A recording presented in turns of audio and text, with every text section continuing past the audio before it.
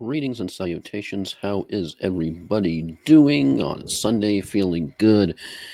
Have to end up sharing this since it has been such a very, very long time since we've had a win. So hopefully this works.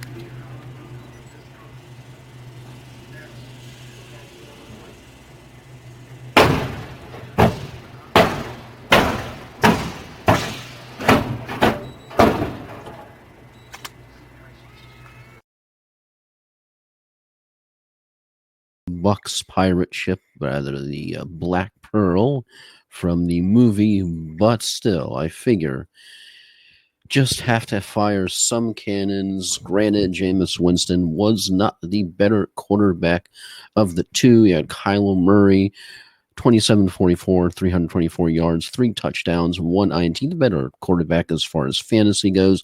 Jameis Winston, 30 of 48, 350 yards, 1 TD, 2 picks. Those picks probably cost you in fantasy. Also, 1 touchdown, not many more than that. That always definitely hurts. Tampa Bay rushing, everything was pretty much even. You end up having a Barber with 43 yards, 1 TD, longest 17. Jameis Winston got in 40 yards himself. Ronald Jones with 1 touchdown, 29 yards. And Logan had a little bit in there with 6 yards. Nothing really all that much in fantasy, but I bet he'll become more relevant as tend to have more injuries and wear and tear down the road. More rushing from the Bucks definitely than from the Cardinals. Drake ended up having 35 yards. Johnson with just 2. That's it. Just 2 dose and no TDs rushing wise, but definitely receiving was where Arizona shined. Kirk with 138 yards, 3 touchdowns, definitely showing why he might be captain, even though I know that's not what it stands for. Then he had other receivers. Kirk pretty much stole all of the touchdowns for the Cardinals. You had 78 yards for 1. Fitzgerald was 71. Cooper 29. Williams 15. Another different Johnson for 8. And Drake for 6. Clay for 5. And 2 that really had targets, but didn't really produce much of anything. Arizona had one fumble recovery, 1 fumble lost. And Tampa Bay just always, always, always with 2 recoveries, 1 lost. Yeah, that's still not good. But somehow, some way, some who the Bucks did what we weren't sure what we thought that they would. As far as my picks go, as it's a Buccaneers Monday, it's something to be excited for, but this team, even with a W, you still have so many cringe-worthy moments. And yeah, speaking of my picks, no bueno, as I mentioned, ended up only going 1-5-1 so far with the late games, as just absolutely horrid. As Atlanta ended up beating up on Saints 28-9.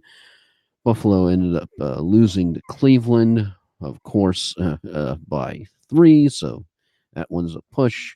Giants ended up losing to the JTSS, Jets by more than 3. Kansas City Chiefs win. No, they actually ended up losing losing as Tennessee beats them 35-32. As yes, as it turns out, they did indeed have something to play for, and Kansas City's dangerous win streak on the road definitely now in jeopardy. Of course, Tampa Bay Buccaneers beat the Arizona Cardinals 32-27. The Chicago Bears may actually turn on the TVs for Trubisky again this week as they beat the Lions 20-19. And as we start the late games, Miami leads Indianapolis by a field goal. Close game in Pittsburgh. LA up by 1 point over the Steelers, 7-6. Carolina and Green Bay going at it 10-7. Carolina over Green Bay. And of course, later on, we have Minnesota and going up against the boys in Jerry's world. And we'll see if Kirk Cousins can do the primetime thing or not. And of course,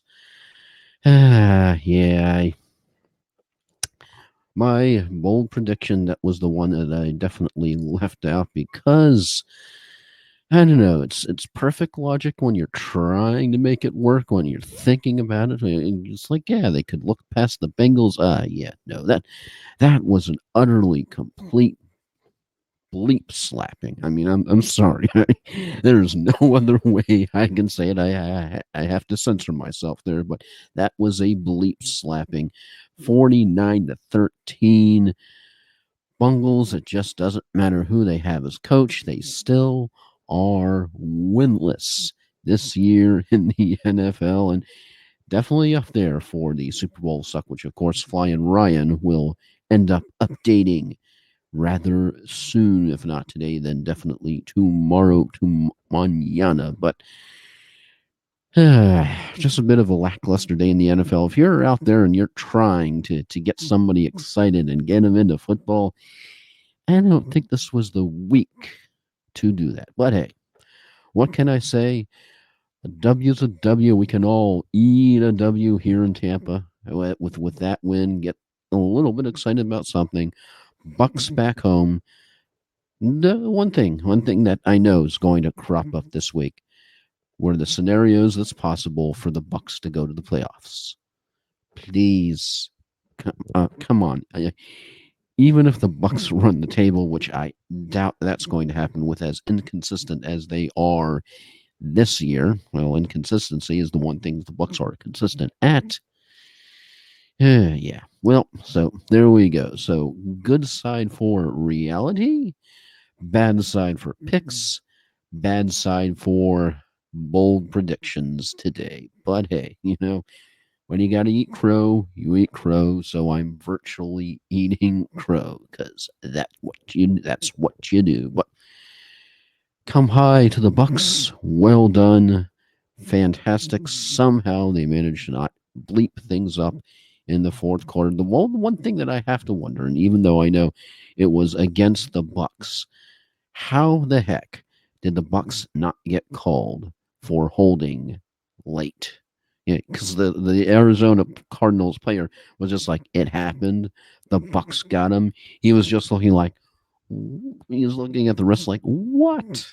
Are you kidding me? Yeah. Hashtag this league. Okay, so that's it for me rambling on. Just about 8 minutes in here.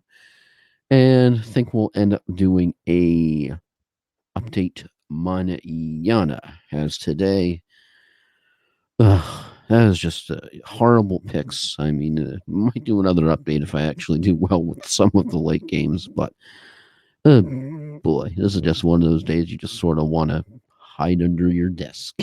Yeah, that was a piss poor overall slate, piss poor picks, piss poor bold predictions. So that happy about the Bucks winning, yay!